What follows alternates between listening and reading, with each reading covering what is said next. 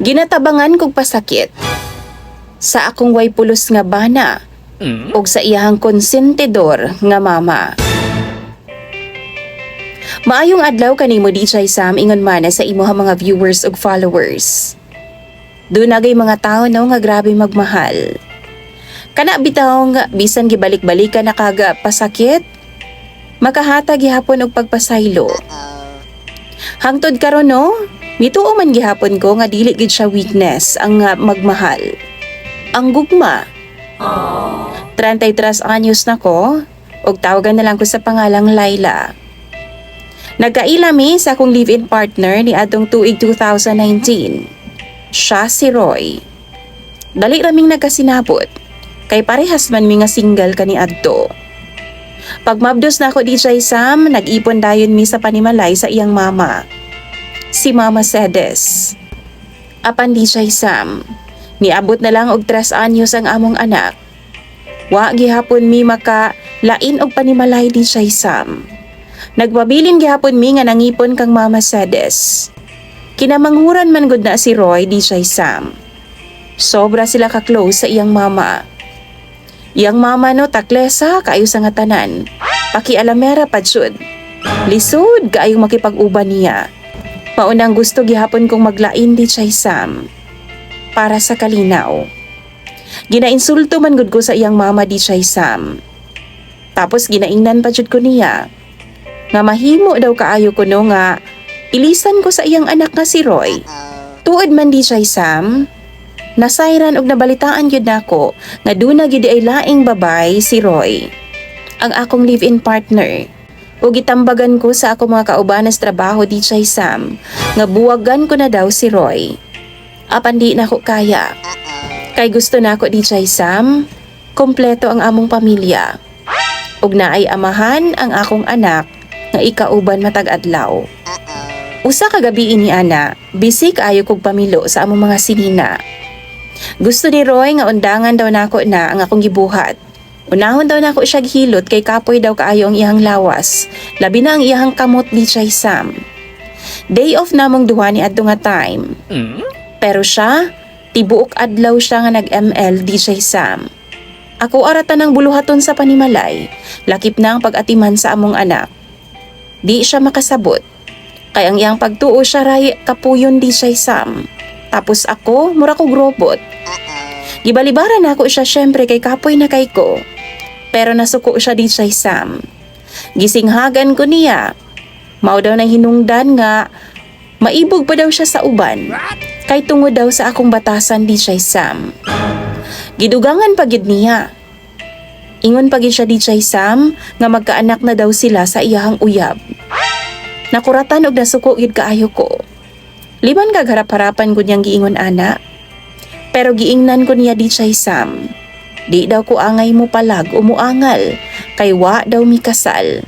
Pasabot ana, wa daw siya'y tulubagon sa akoa. Grabe gyud ang akong kalagot sa iyaha. Pagkaibaw na ako nga nakapamabdo siya laing babay. Wa na ko damha nga pasakitan ko niyag maayo. Sama ni ini DJ Sam. Gipunaan pa sa iyang mama. Maog durog na durog jud ko ni atong higayuna. Naghilak na lang ko sa tago DJ Sam. Pagkaibaw na ako, wa namang yun ko'y mahimo.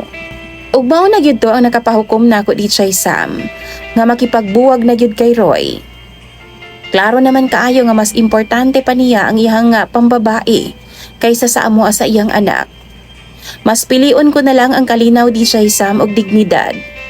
Gikapoy na kaay ko sa iyahang pagka-irresponsable.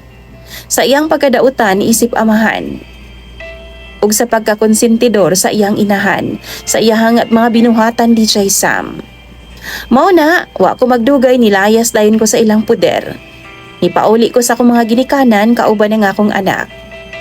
Dinhi ko sa akong mama Berta DJ Sam. Sa balay, mihilak jud kog taman DJ Sam. Samtang si mama, naglagot sab o gusto nga musulong sa ilahan ni Roy ug sa iyang inahan aron ipanimalos ko. Pero ako, di na ko gusto ana DJ Sam. Di na nako kayang dugayan pa ang mga kasakit. Gusto na lang nako no, makapahuway na lang aron makalingkawa sa tanang kasakit dala ni Roy ug sa iyahang mama. Sukad nga mibiya ko ni Roy DJ Sam. Gusto na ako makatutok na lang sa pag-move on. Ingon man mo padayon para sa akong anak. Bisan lisod og sakit, hinay-hinay na ko nga nakabawi sa akong kaugalingon. Og pag-abot sa 2 ka buwan, mas maayo na nga akong disposisyon na sa kinabuhi DJ Sam. Malipayon ko og nakakita nagbag-ong paglaom.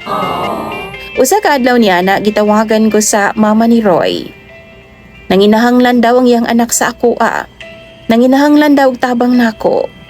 Wa ko mitugot nga mobalik sa ilaha di siya Sam. Apan pagkahuman na sa 3 ka adlaw, nakuratan na lang ko. Miadto siya sa among panimalay di siya Sam aron makig-atubang nako. Mura gi siya sikinsa nga niabot sa among panimalay. Nagkasumpaki na hinuon silang duha ni mama. Gimanduan ba naman ko niya nga mubalik daw sa ilang balay kay atimanon daw ang iyang anak nga si Roy kay nagkasakit lagi daw. Nagkabuwag na di ay daw sila sa babae nga iyang gipuli nako. Namatay pa jud daw ang ilang anak. Ug tungod ni ana, grabe daw ang kaguol ni Roy ug nagkasakit. Ug ako ang gusto niyang mag-atiman sa iyahang cheater nga anak. Gibalibaran ako siya di Sam. Ug giingnan nako siya nga dili ako ang gikinahanglan sa iyang anak, kundi hospital o doktor. Suko kay siya sa kuha di Sam. Ug giingnan ba naman ko sa iyang mama nga wa daw ko'y puangod. Mura daw kog sikinsa. Mura daw migway pinagsamahan sa iyang anak di Sam. Nasuko pud kaayo nga akong mama. Ipapahawa niya ang mama ni Roy sa among balay. Pero naluoy gihapon ko sa iyaha. Kay baw ko, nabuhato niya kay naluoy rapud siya og nagmahal sa iyahang anak. Pero DJ Sam, desidido na kaayo ko nga di na gid mo balik pa sa ilahang balay. Para atimanon pa ang iyahang anak. Ang kanhina kong live-in partner nga si Roy. Buwag nami og lisod paghihapon kalimtan ang gibuhat nila diri nako. Para nako no dili patas. Kay kung sa kalisod, gikinahanglan ako no niya. Pero sa kalipay nila, wa ko'y silbi o gisalikway na lang ko.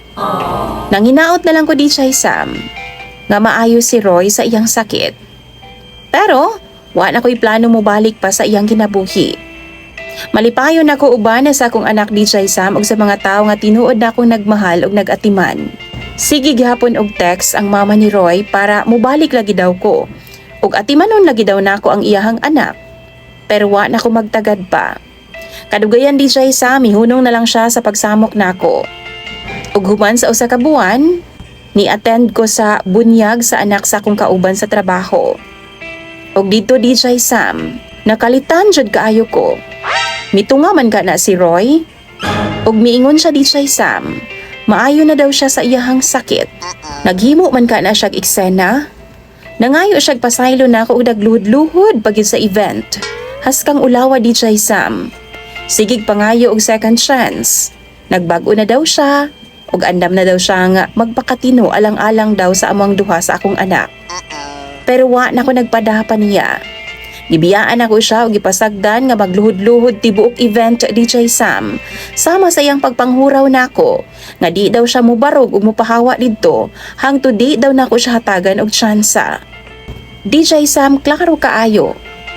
Nakita na ako ang kasubo sa iyang mga mata tungod sa ako magipang storya nga dili maayo niya. Pero wa na gyud ko'y pakialam pa. Gibaliwala na lang nako siya di Sam ug dibalik na lang gyud ko sa balay sa akong kauban. Nisulod ko. Nakita na ako nga milakaw na pud siya di Sam. Mao nga mikalma na lang pud ko. Pero sa tinuod lang gyud di Sam, wa na gyud nako na enjoy ang adlaw. Tungod sa eksena nga gibuhat sa akong ex live-in partner. Nangurog ko sa kalagot di Sam tungod sa among engkwentro. Wa ko nagbago sa ako ang desisyon nga di na gyud siya dawaton pa. Pero karon, malipayon ko nga nakahimo ko og desisyon nga wa na gyud ming duha. Ang akong nadunggan di Sam, nag-resign daw siya kalit sa pabrika. Ug wa na pud ko kahibaw kung asa siya nagtrabaho. Pero sige gyapon siya pangulit sa kwa di Sam. Magsige siya panghuraw nako. Kwaon daw niya ang among anak kung di daw ko makipagbalik niya. Or magpakamatay na lang daw siya di Sam. Basin one day, mabalitaan na lang daw nako nga wa na siya. Bisan unsaon ako siya baliba DJ Sam, mugara man hinuon ug moapil pagid ang iyahang mama. Sa usa ka semana no, naa sa mga katulo or kaupat gud na mo bisita ang iyang mama sa amua. Magsigig surang-surang. Has ka bayang isuga? Murag si kinsa. Mao nang maglantugi na lang sila sa akong mama. DJ Sam, unsa may angay na kong buhaton. Gusto pagyapon unta ko maghatag og respeto sa iyang inahan tungod kay bisan unsaon, lola siya sa ako ang anak. Ingon man kang Roy, dili ko gusto gubot. Tambagi daw ko ninyo, B, kaya ako nang basahon ang inyong mga question. Imong sender, DJ Sam, og follower, Laila.